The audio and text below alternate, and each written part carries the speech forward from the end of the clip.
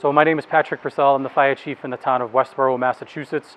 We're situated about 25 miles outside of the city of Boston. Within Westborough, we have about 28,000 residents with an influx of population during the daytime to about 70,000 people. We cover a variety of areas, including residential, single family, all the way up to 8-story high-rises, and a very large commercial tax base. We also have major thoroughfares that transect our town that we protect, which is primarily why we went with this truck here we have today. So we have spec'd out and are about to take delivery of a 2018 Spartan Gladiator ELFD, 10-inch raised roof on a custom body built here at SVI, and it's powered by a Cummins diesel 9-liter 450 horsepower engine. So one of the reasons we picked the Spartan Gladiator versus the Spartan Metro Star was the size of the cab.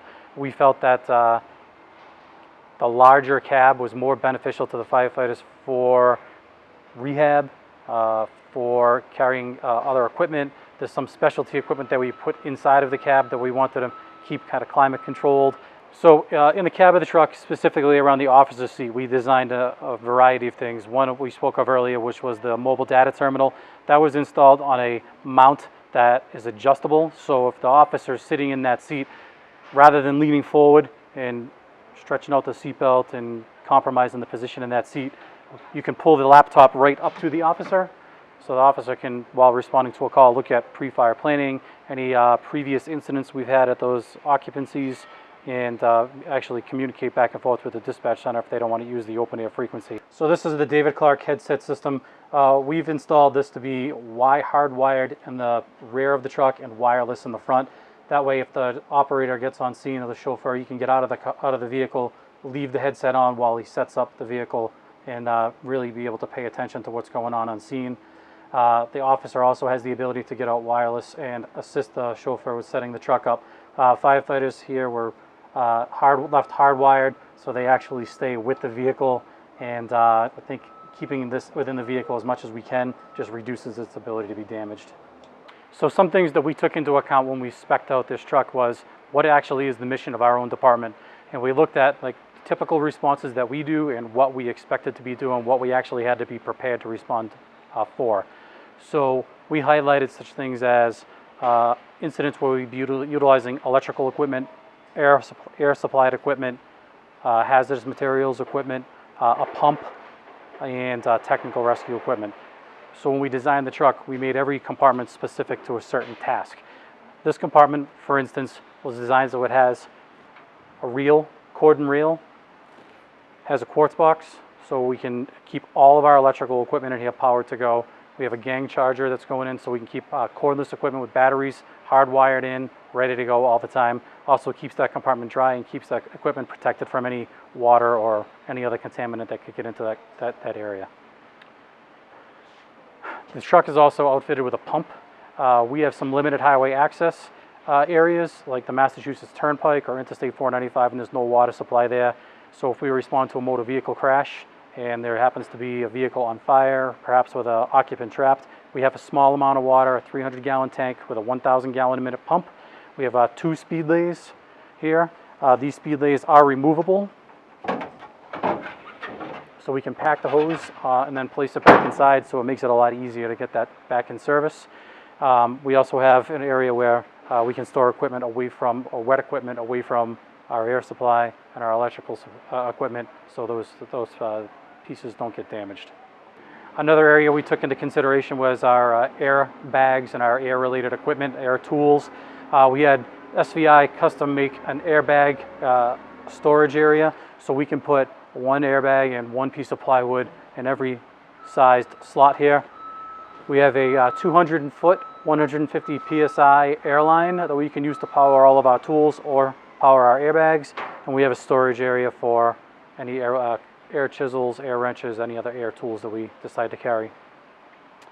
Another area that we chose to highlight was our technical rescue compartment, and we really wanted to keep sensitive equipment like ropes and rope-related equipment away from everything else.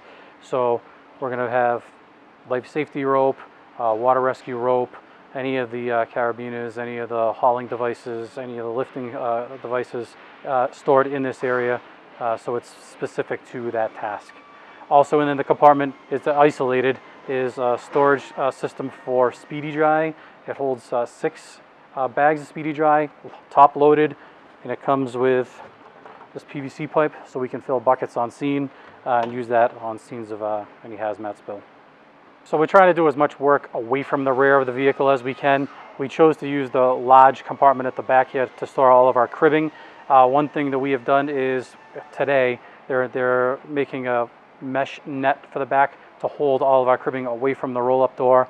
And on the lower section we have a pitched floor which will keep the cribbing forward and also off of that door. So we do respond in our community to a lot of motor vehicle crashes. Unfortunately, a lot of those are rollover or tip-over type crashes. Within this compartment, we're going to store our rescue jacks. One problem we found on our old rescue was removing that equipment was problematic. We always had a ton of equipment packed in front of it. The pull-out storage tray is beneficial for us. Definitely weight rated to hold 2 rescue jacks on it. It's going to be secured with a pack track. That's being done today. So when we arrive on scene, we can pull this out and deploy the pack track right onto our hands and walk away and hopefully get it in service within a minute. So another thing that we did was we had these plastic containers fabricated specifically to fit in here so we can fit all of the chains and other rescue jack type equipment. Usually the ones we've had in the past are steel, which just increases the weight of them, but these seem to be a lot better.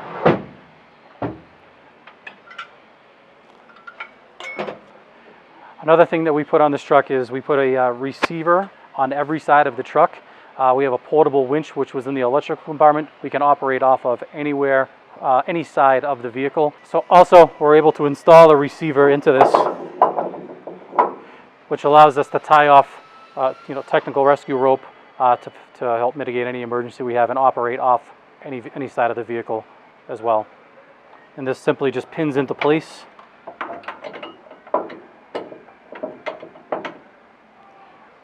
To assure that it's secure. So we took into account the fact that we have saws powered by fuel combustion engines, and we really didn't want to keep that equipment with our other safety equipment, life safety equipment. We specifically designed the tray in a compartment all by itself so that our saws could be mounted to it. And what this draw does is it pulls away and tips down to make removing heavy equipment easier. So what it really does comes down at a slant like such, and our saws are getting mounted horizontally here.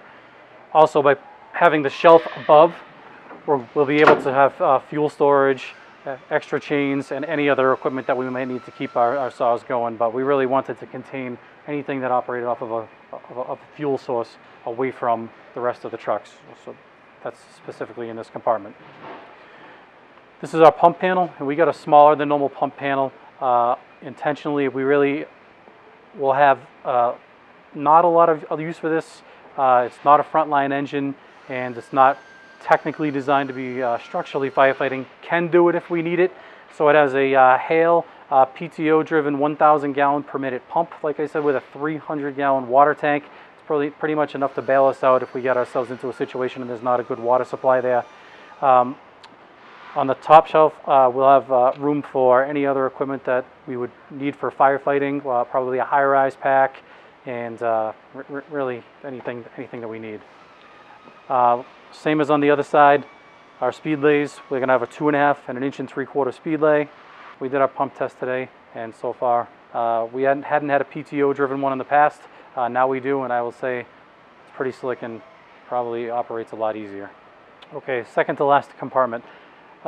This compartment houses the operating unit for the command light, scene light, which if you haven't considered buying one, you probably should. We had this up yesterday in the daytime and it was blinding during the day. Very impressive. Does a full 360, and I wish I had had one my entire career.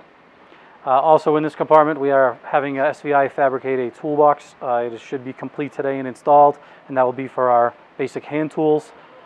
And on this side is what I spoke of earlier. We'll have our rams and some other hydraulic equipment mounted on this side.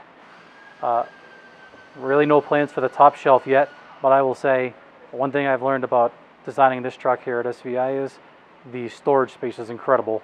So like earlier I stated, in our community we have several main thoroughfares. Some are very busy, very fast highways, and We don't have enough staffing to get 2 suppression pieces to respond to car accidents. So if we respond to this, we try to accomplish a lot of tasks at one time.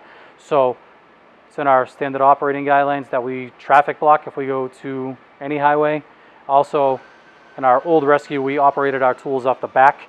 Well, while we're traffic blocking now, we decided to give a shot to the hydraulic tools operating off of the front of the truck.